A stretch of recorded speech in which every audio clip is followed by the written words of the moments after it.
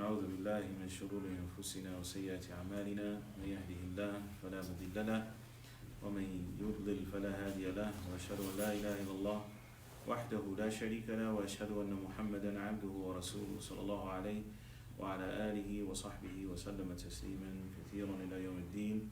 أما بعد, last week's lesson we began covering those who are excused from fasting. So the command of Allah subhanahu wa ta'ala to fast is a general command for all of the Muslims, and it is considered to be from the foundations of Islam. And the scholars tend to use the term, or many of the scholars tend to use the term pillar of Islam. So they say from the arkan of al-Islam.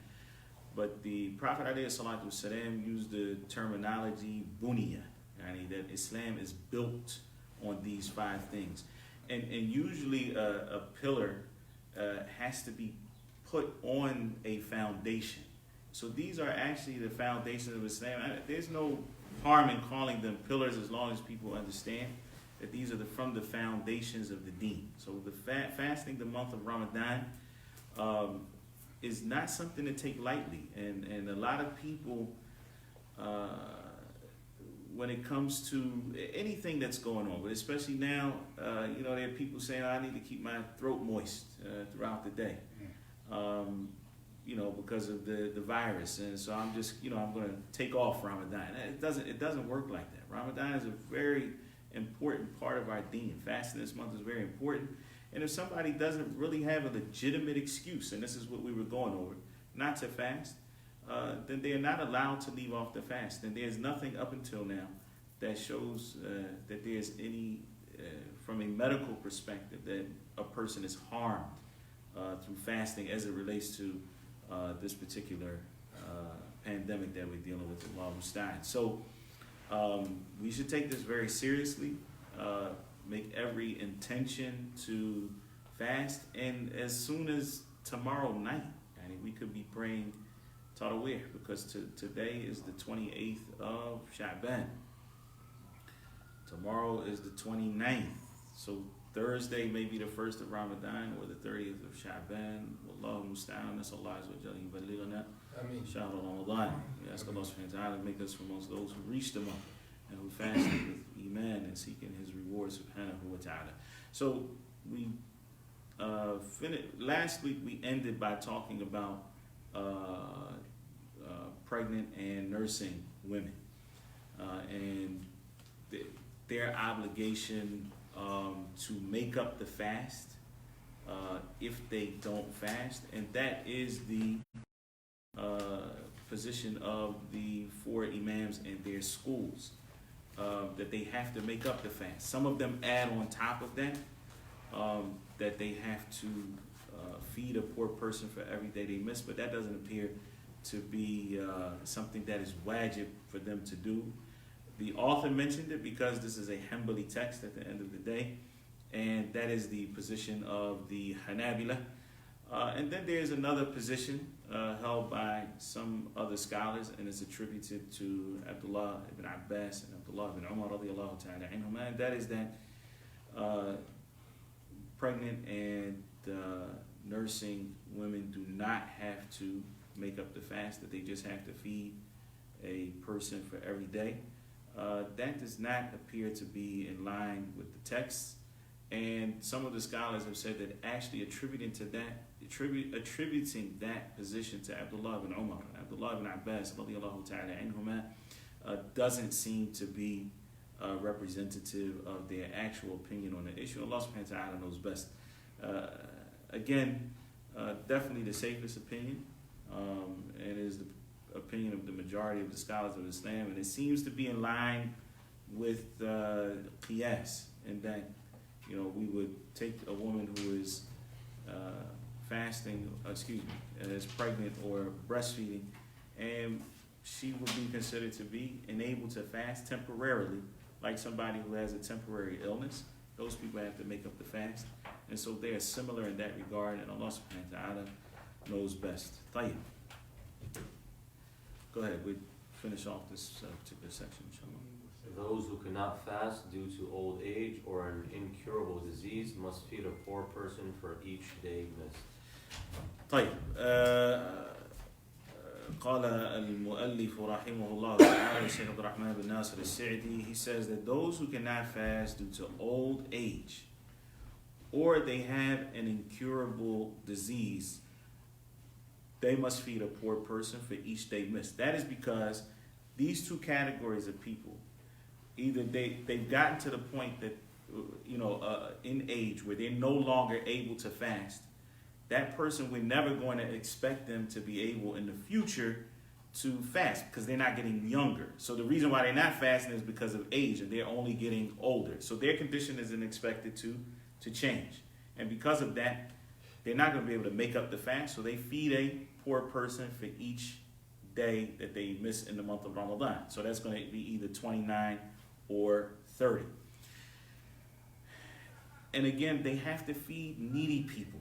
A lot of times this mistake is made where people, obviously this year we're not doing the large iftars in the masajid, but a lot of times people just, they know they can't fast. They have some type of condition that does not allow them to fast. They just say, I'm going to do an iftar in the masjid and I'll feed 100 people. Well, if those 100 people are not needy people, then you're not fulfilling the obligation, which is to feed a needy person for each day that is missed. That's number one.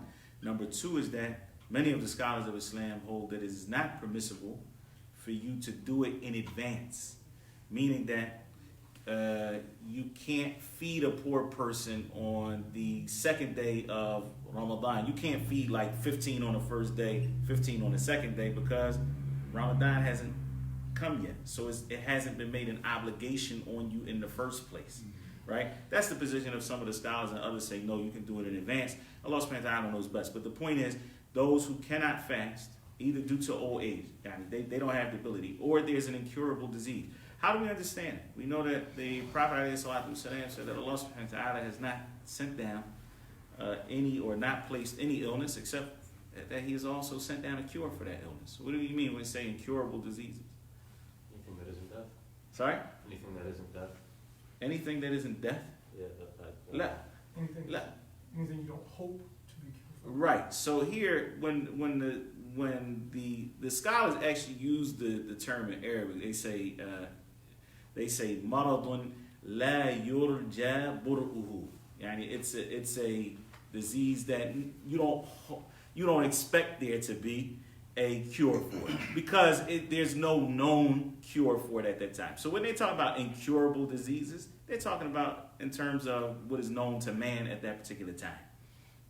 They're not saying that there is some disease out there that there's absolutely no cure for, because Allah subhanahu wa ta'ala has put a cure for everything. So those are the people who are excused from fasting, and that is their obligation. That is that they have to feed a needy person for each day that is missed. Their feeding of a needy person can be of two types. They can either feed them an actual meal, right, something that a normal person would eat for lunch or for dinner, or they can give them a nisfu sa', yani a half of a sa', which for rice, depending on the quality of the rice, but it's approximately a kilo and a half of. And then the ulama, to make it simple, they've used that across the board, even for the other goods that a person may give away. The reason why there's just a little discrepancy there is because a sa' is not a measurement of weight, it's a measurement of volume, right? So, for example, if we took a gallon of water, right, how much does that weigh?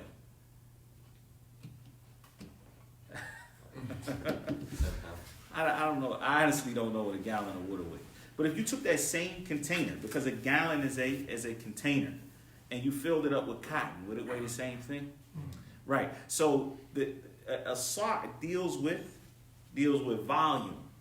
A sa' of so a mud, which is a rubu' sa', okay, is a quarter of a sa'. That's approximately 0.75 liters approximately. Okay? So a sa' is like 3 liters. Jayid? Now, if you filled up a 3-liter container with dates, it's going to weigh something different than if you fill it up with rice. It's going to be different from, you filling it up with raisins, for example. But to make things simple, because the deen is not difficult, and if people don't have access to the mud and the sa' and so on and so forth, from a long time ago, we're not just talking about in recent times, the ulama have converted the sa' over to what was popular amongst the people at the time in terms of weights and measurements. Like, next. Things that nullify the fast. Whoever breaks the fast by eating, drinking, intentionally. Things that nullify the fast, by the way, that's my chapter heading, if you will. This is not that's why it's in brackets. The author didn't say that. This is the author's commandments, whoever breaks the fast. Not from him.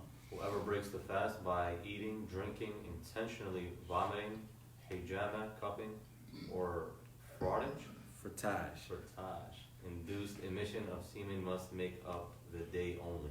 Like, okay, so here, the author is talking about things that nullify the fast. And the reason why is because obviously your fast is built on what you don't do, what you refrain from, not what you actually do. So it's important to know, well, what exactly do I need to refrain from so that my fast will remain valid?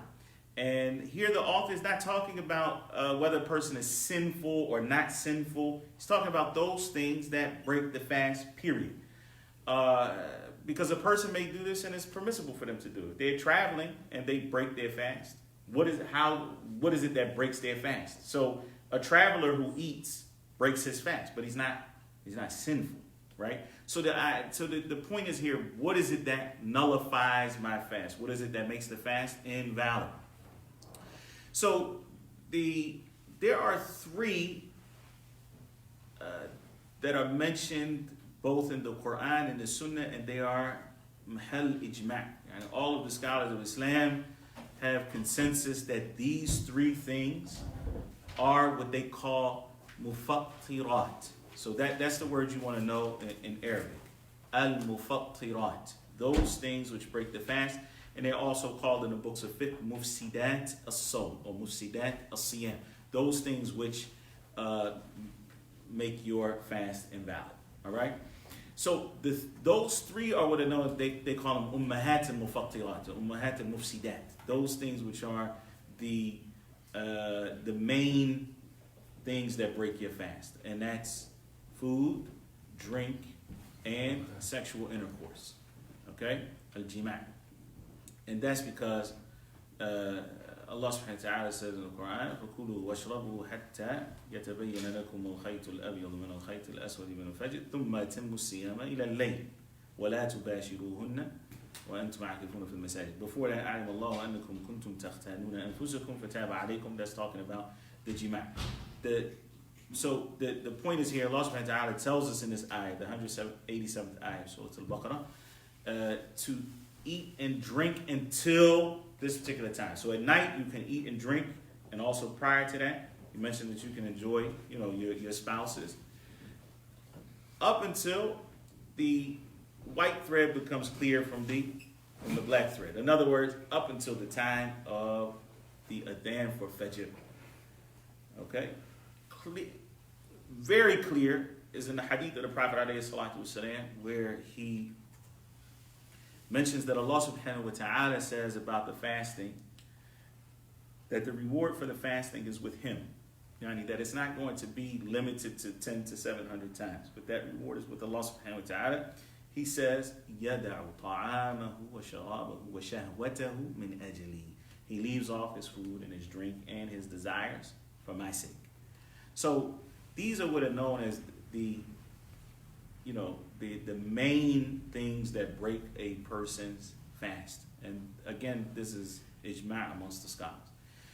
So the author mentions number 1, eating; number 2, drinking; number 3, intentional vomiting. Intentional vomiting. That's based off hadith of the Prophet ﷺ, where he says, whoever intentionally vomits, من ضرعه القيء فلا قضاء عليه. يعني whoever is overcome by his vomiting. In other words, he didn't do it intentionally. It's just, his stomach was messed up and he wound up vomiting. Not something that he intentionally did. That person does not have to make up the fast. But a person who intentionally vomits, either by sticking their finger down their throat or smelling something, for example, that they know is going to induce vomiting, then that person has to make up the fast. And that is the madhab of the Hanabila, and that's what he mentions here. Also, he says al-hijama. And al-hijama is cupping. And there's a big discussion on this particular issue. The hanbali madhab is that al-hijama breaks the fast, and it is the position of many of the, or all of the fuqaha, what they call fuqaha al-muhaddithin, the fuqaha from most the scholars of hadith. And that's because the Prophet ﷺ saw two people, one of them was performing hijama on the other, and the Prophet ﷺ said, Aftara hadan. And in other narrations, these two have broken their fast. And in some narrations he said, Aftara al-hajim wal-mahjum. And the one who is getting the hijama performed and the one performing the hijama have broken their fast. Now, the majority of the scholars don't take this position. And there are other texts that they cite, and there's a big, difference of opinion, which we're not going to go into here. What I will talk about is just the madhab itself, which is that it breaks the fast. Amongst the scholars of the madhab and the scholars of hadith, in fact, when it comes to this particular issue, they have two ways of interpreting this hadith, or two ways of looking at it. Some of them say that there's no rational reason behind this ruling. We accept it as it is, and we don't make qiyas on it. It's ta'abbudi. The Prophet ﷺ said it, and that's it. So if somebody performs hijama, then their fast is broken, and the one who is getting the hijama performed, the cupping performed, then they break their fast. But if somebody goes and for example, they donate blood, it doesn't break their fast, because donating blood is not hijama. You understand or not? Mm-hmm. All right. The other scholars say no. The asl, as it relates to al-ahkam fi shar, the default position when it comes to the rulings in the Sharia is that there's a reason. There's ta'leel. Because Allah subhanahu wa ta'ala is Hakim, and He prescribed these things for a reason. So the reason here, when it comes to hijama, is because this person is losing a lot of blood. So anything else that would cause a person to lose a lot of blood, yulhaq bil hijama, it takes the same ruling as the hijama. And they say that the one who performs the hijama. Well, let me ask you, why do you think that person, why would the Prophet say that person broke their fast?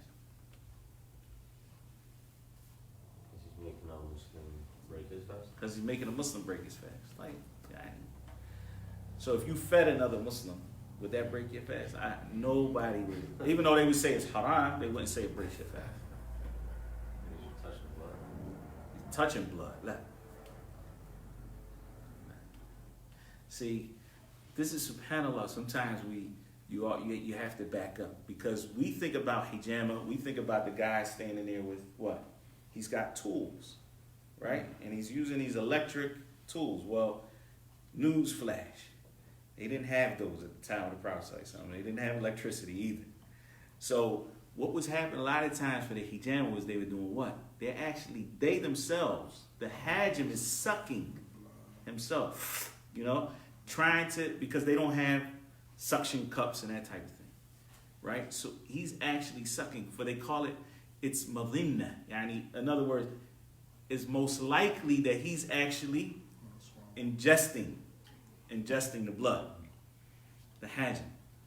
And then the rule is that al-madinah tunazzal manzilat al-ma'inna. In other words, because it's so prevalent that that's the normal case, then we just assume that even if he didn't, even if he was super careful, we just assume that he actually has ingested some blood and that has broken his fast. So those scholars say that the hajim today, that the one that performs the hijama today and doesn't do any of that, that his fast is not broken. Tahir. Number 5. So that's number 4. Number 5 is frottage-induced emission of semen. And that's just a nice way to say that the just trying to make it suitable for work.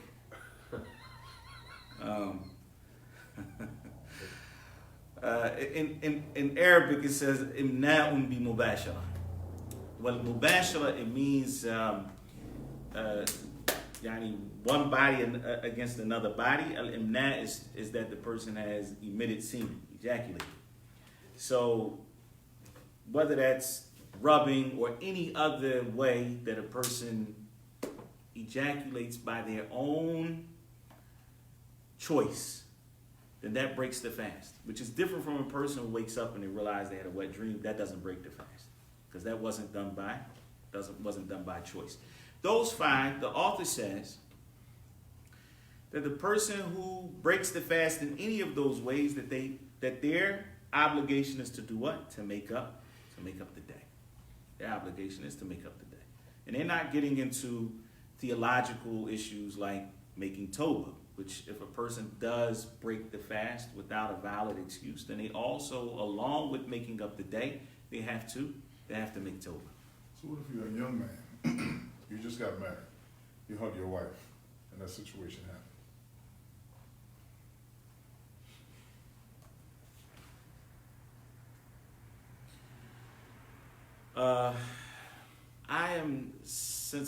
To be honest with you, I can't conceive that just happening. Me personally, I don't understand that like that, except that there was a little bit more going on. Okay.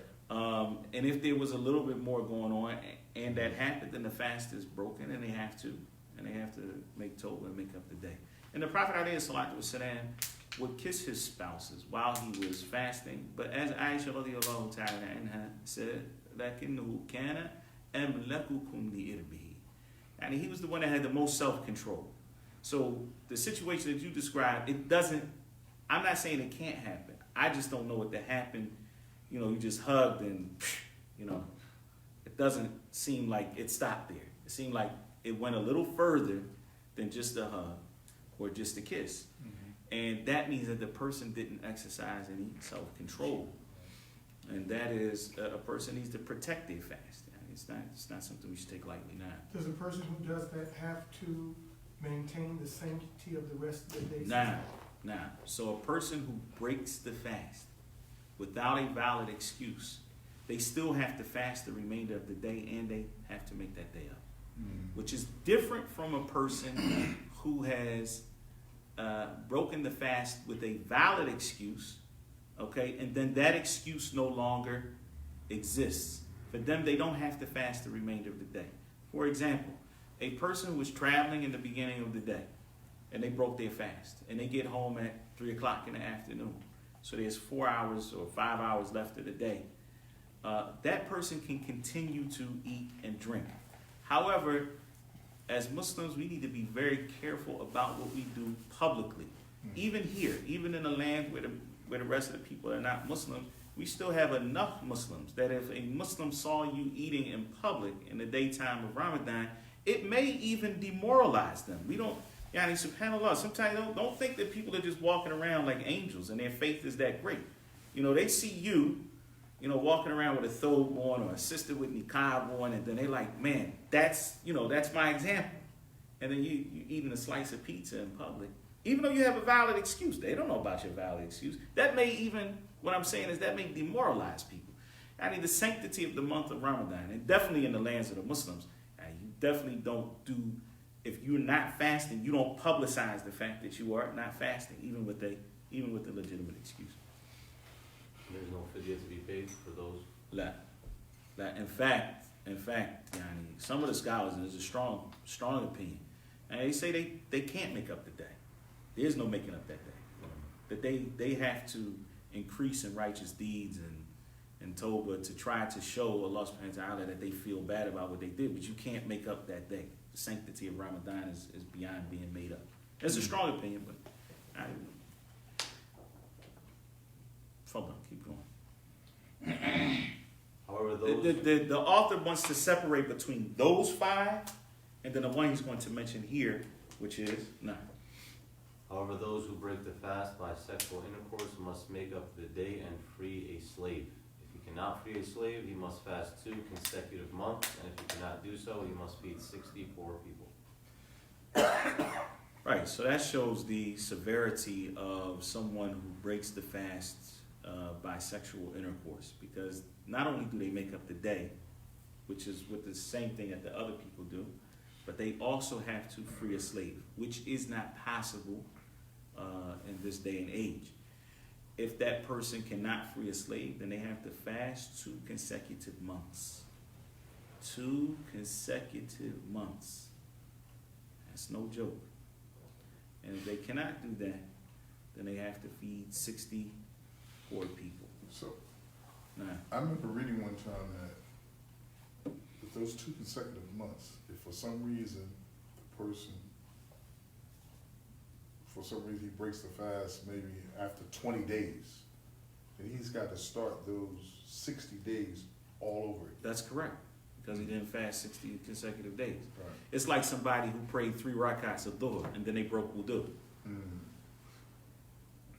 Or right before the taslim, and they broke wudu. Got to go start over. That's over, Yeah, that's it. That's a condition for 9. Suppose someone does this but didn't know, All right. the consequences of it, and a year later found out. Fine. All right, so I'm going to get to that, inshallah. This due to the time, we can't go over it, but this is based on a hadith where a man came to the Prophet ﷺ and he said, Ya Rasulullah, halaktu. And I said, what happened? And he said, I went to my wife in Ramadan, in the daytime. And so the Prophet ﷺ said, can you free a slave? And then the Prophet ﷺ, and then he said no. And then he said, can you fast 2 months? And some narration, he said, am I in this position right now? Except for that I was trying to fast 1 month. I couldn't even do that. And so the Prophet ﷺ said, you have to feed 60 poor people. And he said, there's nobody between the labatayha. I mean, these 2 hot. A laba is a place where the lava has come down, volcanic rocks. I mean, still you can see it in Medina. So he says, nobody basically in this whole area that's poorer than me. And so the Prophet didn't know what to tell him. I mean, not that he didn't know what to do, but the man couldn't do any of these things. Somebody came brought the Prophet sadaqah. That's when the Prophet gave it to the man and said, to sadaqah, give this away. Since you don't have the ability to feed 60 poor people. The Prophet said, okay, now I'm giving you something. Go give this away to 60 poor people. And he said, Ala afqara minni ya Rasulullah. Anybody poor? So the Prophet began to smile. I mean, it just shows you the mercy of the Prophet ﷺ. And it shows you something else. The Prophet ﷺ left that between him and Allah. He didn't go back and send somebody to check on his family, and that's between you and Allah. That's what it is. Okay. And people have to realize that the mufti is not going to stand between you and save you from the fire. You lie to a mufti because you want to get a fatwa that suits your desires. That's going to be between you and Allah. And because a lot of people do that, unfortunately. They craft the question in a way to get the answer that they're looking for. Prophet said, I'm only going to judge based off of what I hear.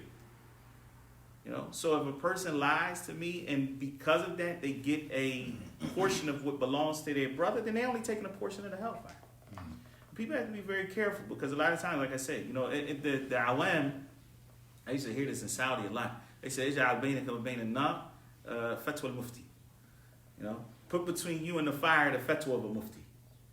And so people, they go and they take fatwa, even just taking, even fatwa shopping and taking fatwa that they don't even sit right with you. You know it's something not right with that fatwa, but you still say, man, that's the easy way out for me. That's not going to save you. That's not going to save you. Allah subhanahu wa ta'ala knows what's in your heart.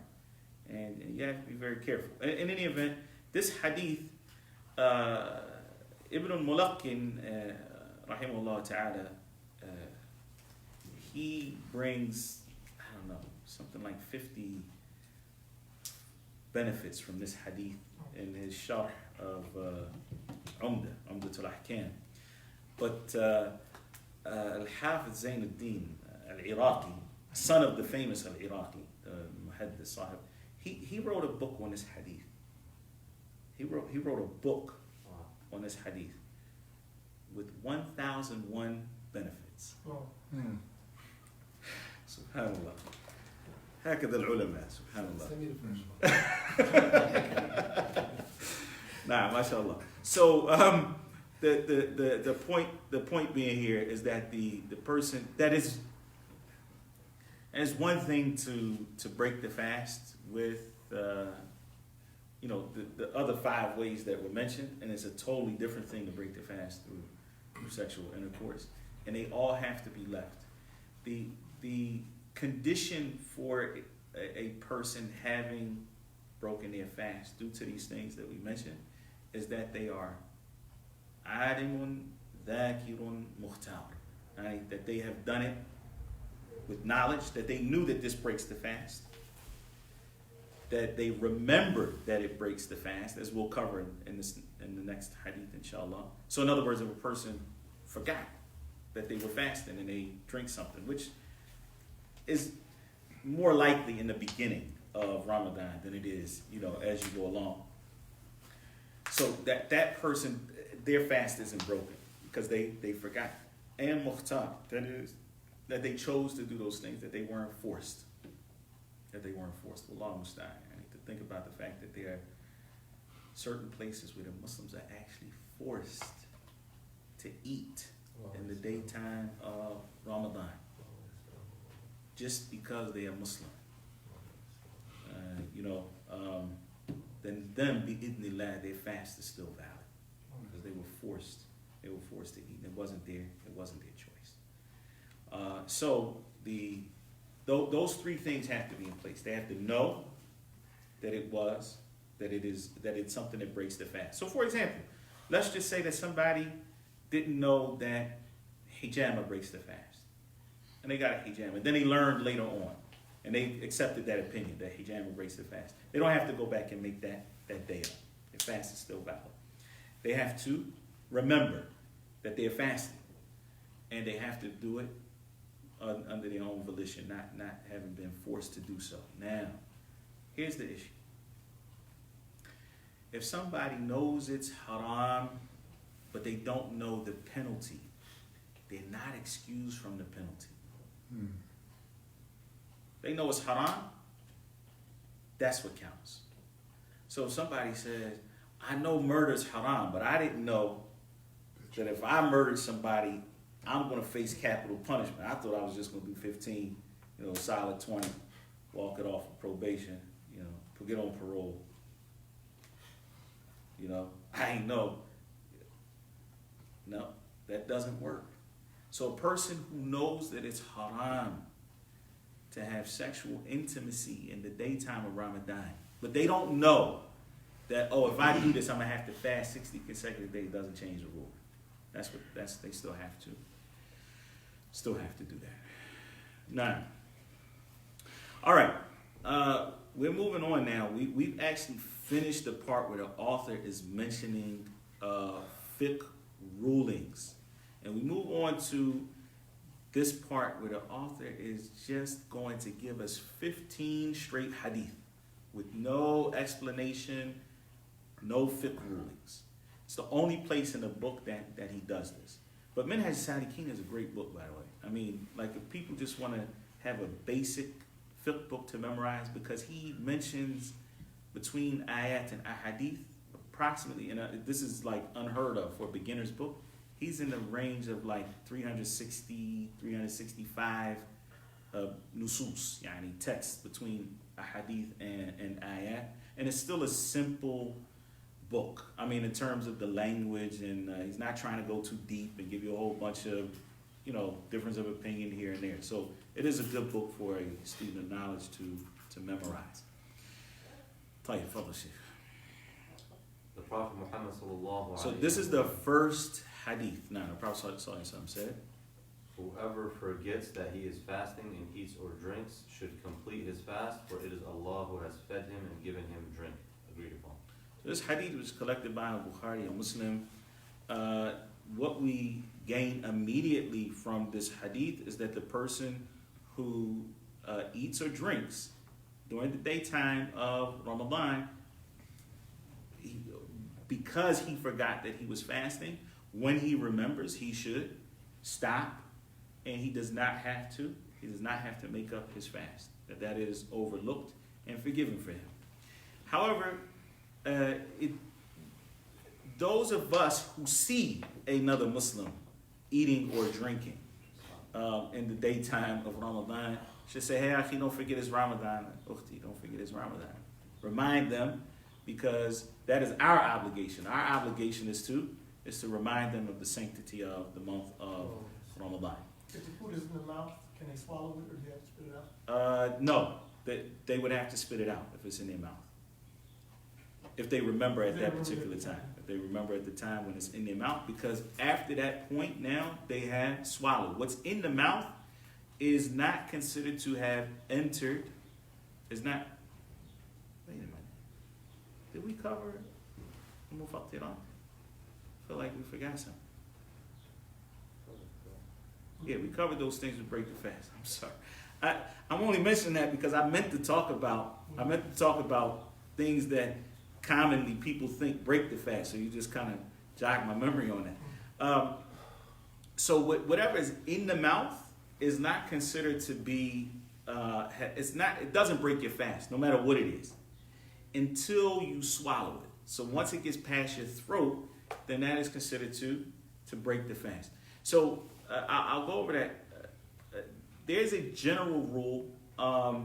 Shaykh al-Islam Taymiyyah rahimahullah ta'ala championed this particular position in his book called Haqiqatul-Siyam, the reality of fasting. So he talks a lot about what it is that breaks the fast, and so he mentions, and this position is very strong, that whatever enters your body by way of the mouth or the nose, those are called the turuq al-mu'tada, and normal ways that a person would,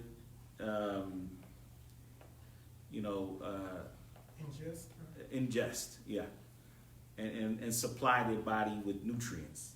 Okay, that normal way, which is through the mouth or through the nose, that anything that enters into the body, what they call al-jawf, through those two passageways breaks the fast. Even if it's not something that is food or drink. So for example, if a person was, having some pain in Ramadan, they want to take a pill, but they're not going to drink anything. They just put the pill in their mouth and they swallow. Does that break the fast? Yes, that breaks the fast, because it entered the body through the normal ways that a person is fed. But if they went to the hospital, or they had a suppository, for example, that did the same thing, that doesn't break the fast, because that's not a normal way that a person would. That's not a normal way that a person would what? Nourish himself. Okay? Next point. Anything that nourishes the body, no matter what way it enters, even if it's through the veins or whatever other way, then that breaks the fast. Okay?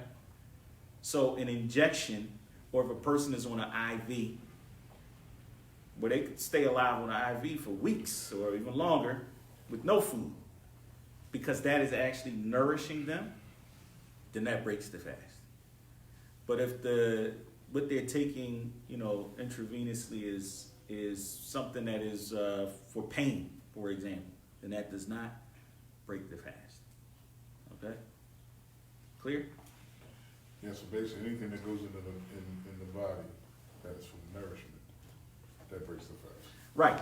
There's things that go into the body to nourish the body, then that breaks the fast. But if a person puts something in the body, medication, Right. it's veins or something, not through the mouth or the nose. Right. If they're taking some kind of medication, but not through the mouth and not through the nose, then it does not break the fast. All right? Like, also the mouth is not considered to be inside of the body, which is why you can make wudu. It doesn't break your fast. Okay? And this is also why it's permissible for example, someone who is cooking and they need to taste food that they put enough salt in that. It's permissible for them to taste because that's not the inside of the body. Now, does that mean, and they should be cautious not to, not to swallow. But this is why it's also permissible for you to brush your teeth while you're fasting. It's permissible to use a miswak while you're fasting, so on and so forth, because that's not considered to be inside the body. Now, does that mean that absolutely nothing is going to enter? No, it doesn't mean that. Something is definitely going to enter, but it's negligent. And it's a negligent amount, and so it doesn't have a ruling shar'an from the Sharia perspective. Nah, Did you say brush your teeth with toothpaste? Nah. That's what clever. Yeah, brush your teeth with toothpaste. Nah, it's permissible. I mean, the reality is that, for a person that wants to be very cautious and avoid any khilaf between the scholars and that type of thing like that, and they want to avoid it, that's fine. Some of the scholars, because of the hadith of the Prophet ﷺ, where he says, وَلَخُلُوفُ فَمِ الصَّائِمِ أَطْيَبُ عِنْدَ اللَّهِ مِن رِيحِ الْمِسْكِ, that the foul odor that emanates from the mouth of a fasting person is more beloved to Allah subhanahu wa ta'ala than the smell of musk. There are some scholars that say, so because of that, you shouldn't use the miswak after half the day in Ramadan. But, that doesn't really seem to be strong evidence for that, because that smell is not coming from your mouth, actually. It's coming from inside. You can't actually change that. And the reason why it's more beloved to Allah subhanahu wa ta'ala is because it is the result of ta'ah. It's the result of obedience to Allah subhanahu wa ta'ala. And just because Allah subhanahu wa ta'ala loves it doesn't mean that the people around you love it. So, you have to be, conscious of that as well. Now, Sorry about the last one. I'm going back to a hadith, but is feeding a poor person cheaper than feeding 64 people? It's feeding. Not 60, whatever the number was. Yeah, 60. It's feeding what now? Is freeing a poor it's freeing a slave. Yeah. La.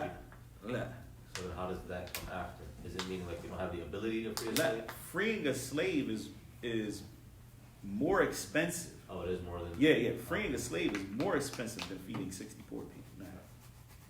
He sallallahu alayhi wa sallam also said, people will remain upon goodness as long as they hasten in breaking the fast. Yeah. As long as they hasten the breaking of the fast. Like, ماشي. Okay. طيب. In this hadith, the Prophet ﷺ says, لا يزال الناس بخير ما عجلوا الفطر. That people will remain upon khair. And what it means here that they'll remain upon khair. It means that they will remain followers of the sunnah of the Prophet ﷺ. It means that they'll remain on the right path as it relates to al-fitr, as it relates to breaking the fast, as long as they hasten to break the fast.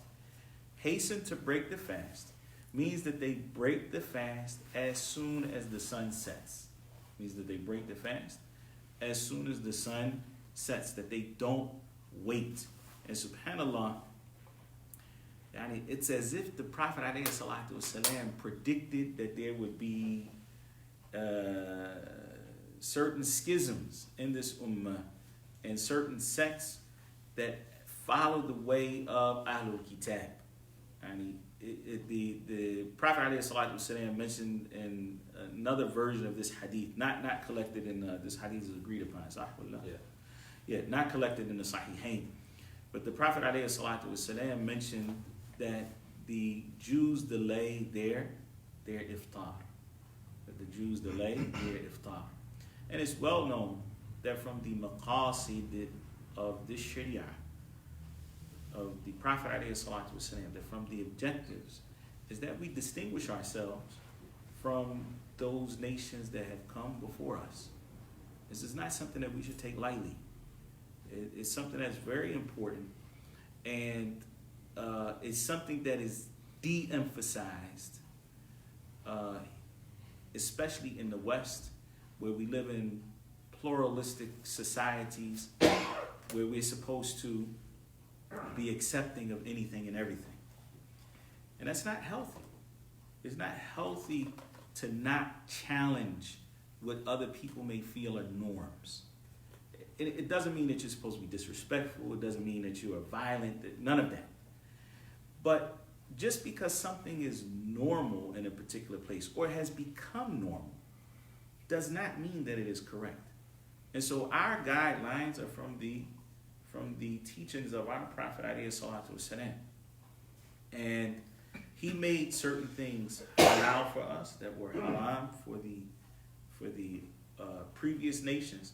And there are things that are not permissible for us that they deem to be permissible. And there are many things in the Sharia that show us, where the Prophet ﷺ wanted us to be different. He wanted his followers to be different.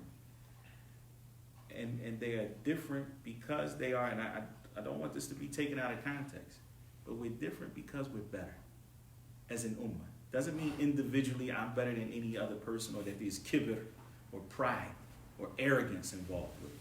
But the way of our Prophet, his teachings are better than the teachings of everybody who preceded him. And on top of that, they don't even have the teachings of the people who preceded them. Their revelation wasn't preserved. And we do have revelation that is preserved. And so our Prophet, ﷺ, he's the best of the messengers. And his teachings are the best of teachings. And what happens a lot of times is because we live in a pluralistic society and, everybody's supposed to just be accepting of everything, which is not really the case anyway. But because of that, we try a lot of times to assimilate. I don't want to seem so different. I want to, there's nothing really different between me and you. I say Allah and you say God, and everything else is the same. Everybody on the agenda, and but the reality is there's a lot of differences, and a lot of times we do a disservice to ourselves by going down that route, and by saying, look, man. I mean, one of the main differences we can see coming up right now, we're striving. We're going to be fasting the entire month of Ramadan. We're going to fast its days. We're going to pray its nights. I'm doing all that because my neighbor who's getting drunk and, sleeping around and doing all types of stuff, he's going to Jannah and I'm going to Jannah. There's no difference between us. I'm striving for what? Like, what are we really saying when we push that type of agenda? I worship Allah subhanahu wa ta'ala alone. I make my efforts for him alone. I try my best to be sincere, and this person is doing whatever he's doing because he wants kickbacks and he wants, self-serving. It's not any method. It's not the same.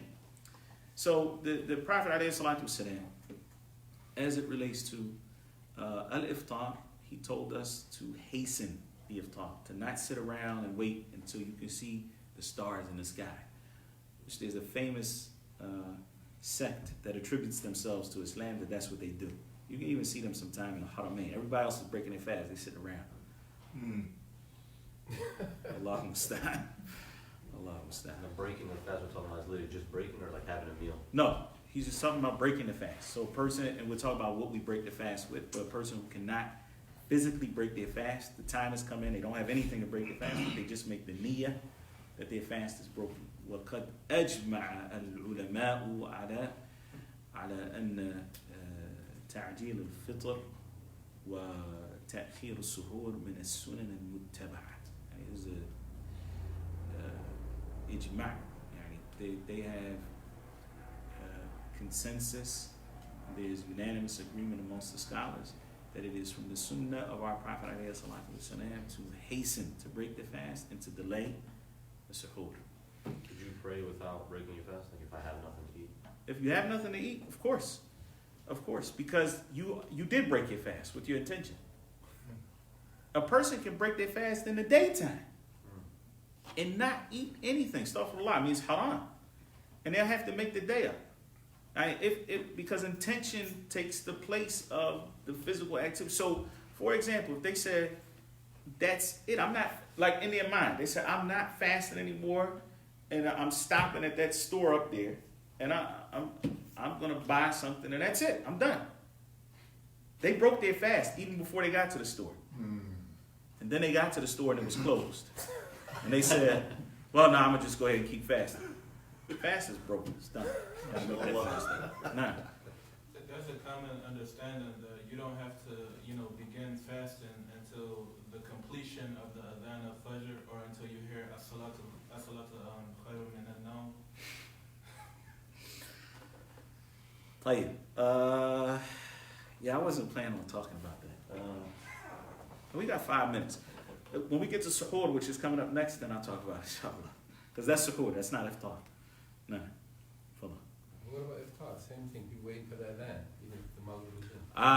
Okay. In that case, then yeah. Once you know that maghrib is in, even if you haven't heard the adhan, it's permissible for you to break your fast, except in a setting where you're with a bunch of other Muslims, okay, and the mu'adhin is there. Maybe he's one of those super cautious, he gonna wait 2 minutes or whatever like that, which is definitely against the sunnah. But everybody else is waiting for him. Break your fast in your head, and then with your intention, and then eat when everybody else eats. Is it best to pray first or have a meal first? It's best to eat dates and water alone. And then, if you have something small with it, that's okay. But no, it's definitely not best to bombard your system with a whole bunch of food right in the beginning. The dates and the water help to get your body prepared because you've been away for a very long time. And dates have 3 types. They have glucose and sucrose and fructose and fiber, and subhanAllah, the date helps to not only raise the sugar level, which is important, but also stabilize it so it doesn't spike it. But it raises it the way it needs to be and it stabilizes. The dates, no doubt, from Wahillah subhanahu wa ta'ala to the Prophet ﷺ, that we break our fast on dates. No doubt about it, because there's nothing, period, better that you can break your fast on. And then the water is also purifying for the body. Can we? I fear we never will finish the book, man. And when we finish it next week, that's it, I'm done. Inshallah, I'm going on Ramadan sabbatical. He sallallahu alayhi wa sallam said, eat the pre-dawn meal, for there is blessing in suhoor. Agreed upon. Yeah. Okay, so the Prophet alayhi salatu wasalam said, tasahharu, eat the pre-dawn meal. What you're eating is called sahur, with a fatha on the sin, or a after the S, sahur. That's what you eat, okay? The act of eating is called suhoor, okay? With the S-U, or a dhamma on the sin, suhoor. Just like you have wudu, which is the action of, right, purifying yourself. And you have wadu, which is the water that is used to make wudu. Okay? So the Prophet ﷺ said, tasahharu, eat the pre-dawn meal, for there is blessing in suhoor. There is blessing in that action of eating the suhoor. That is collected by Bukhari and Muslim. Very quickly, because we only have 2 minutes, inshallah. But very quickly, this barakah that the Prophet ﷺ talked about. When the Prophet ﷺ said, فَإِنَّ فِي السُّحُورِ barakah, that there's barakah. Barakah means that there's khair kathir, that there's a lot of good, and it also yanmu yazdad. That is that it grows. Okay, so the suhoor itself and the sahur, the meal itself, is mubarak. There's barakah in it. Allah subhanahu wa ta'ala puts blessing in it, which means that even though it may be something that you take that's a light meal, something that's little, eating it at the time of suhoor is something that will be blessed by Allah subhanahu wa ta'ala, and it will suffice you in ways that it doesn't at other times. And we all have experienced that. You eat something for suhoor while you're fasting, and subhanAllah, it lasts you throughout the day. You eat it on days you're not fasting, and 4 hours later, you're ready to eat again. I mean, like, you're literally like, man, I didn't have anything today. It's the same thing. But subhanAllah, that suhoor has barakah. Also, you think about the time that you're eating. Normally within the last third of the night. And it's better to delay it even more than that so that it's closer to the adhan, like the suhoor of the Prophet ﷺ, where he would stop eating approximately 5 minutes before the adhan. Qadar khamsina ayah. Yani the time it would take one of you to read 50 ayahs. So here the Prophet ﷺ was eating suhoor very late. There was no adhan for imsak. Yani this one that they tell you to do 20 minutes before Fajr time, and you need to stop eating. No, Prophet ﷺ would eat after that. But the point is that's a blessed time, period, because that's a nuzul al-ilahi, yani the divine nuzul from Allah subhanahu wa ta'ala, where he comes down to the lowest heavens, and it's a time to make dua. And I mean, just the fact that it's strengthening your body, it's something that you're eating that at a normal time you wouldn't eat at that time. But you're eating at that time in preparation for the ibadah of Allah subhanahu wa ta'ala. So the suhoor itself becomes ibadah. And this, subhanAllah, we should train ourselves throughout the month of Ramadan to turn normal, mundane things that we do, turn them into ibadah. Suhoor is ibadah. Eating that suhoor is ibadah, but we have to have the intention. And Allah subhanahu wa ta'ala will reward us for that. Likewise, any sleep that you may do, because you're trying to be stronger for the worship of Allah subhanahu wa ta'ala, because you know that if you don't sleep some portion of the day, that you won't be able to stand at the night, then that sleep becomes ibadah as well. So the point is, we should use this. Suhoor is a way that we can start training ourselves to turn normal mundane actions into acts of ibadah. And we have to stop there. Subhanakallahumma wa bihamdika, ashhadu an la ilaha illa anta, astaghfiruka wa atubu ilayk. Bi'idhnillahi ta'ala, we will finish next week. Even if I have to go after... Oh no, we're not going after Maghrib next week. This is Ramadan. So we might start a little earlier.